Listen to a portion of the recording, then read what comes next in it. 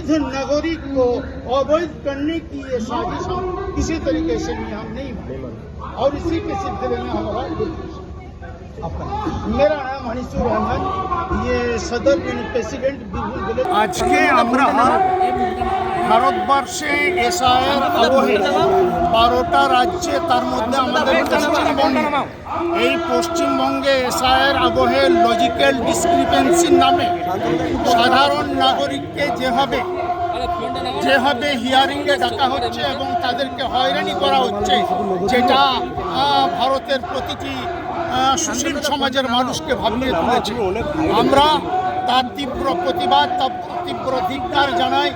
আমরা আপনাদের মাধ্যম দিয়ে এটা বলে দিতে চাই, এটা গণেশ কুমারের কাছে, মাননীয় নির্বাচন কমিশনের কাছে, ইসিআইয়ের কাছে আমরা পৌঁছে দিতে চাই যে ভারতবর্ষের প্রতিটি বৈধ নাগরিককে কোনো ক্রমে এই লজিক্যাল ডিসক্রিপেন্সির নাম দিয়ে যেন বাদ দেওয়া না হয়।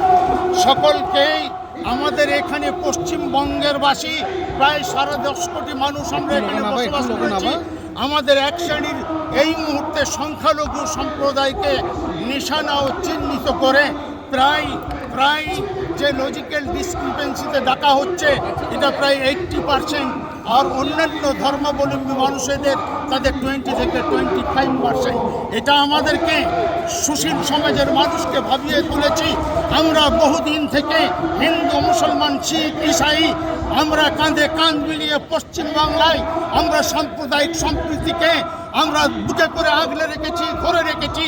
আজকে কিছু অশুভ চক্রান্ত মানুষ যারা এই সংখ্যালঘু সম্প্রদায়কে চিহ্নিতকরণ করে তাদেরকে বৈধ ভোটার থেকে বাদ দিতে চলেছে, এটা আমরা শুভবুদ্ধি সম্পন্ন মানুষ কখনো মেনে নিতে পারি না।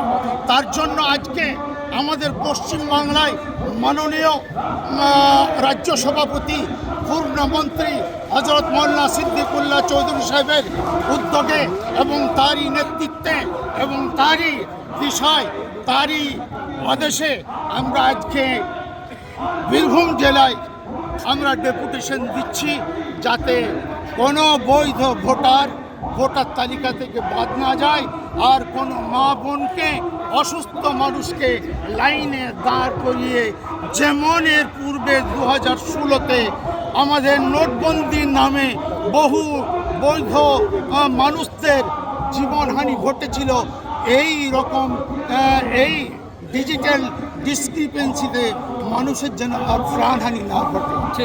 এটাই হচ্ছে আমাদের। আমার নাম আনিসুর রহমান, সভাপতি, বীরভূম জেলা জমিয়ত উলামা। অসংখ্য ধন্যবাদ। আমরা ভারতের পরিচয় দিব ইনশাআল্লাহ। আমরা দেখিয়ে দিব যে আমরা কোনোভাবে কোনো অন্যায়কে প্রশ্রয় করি না এবং নিজেরা অন্যায় করি না। এই নিদর্শন, যে আদর্শ আমাদের পরিচয় দিতে হবে।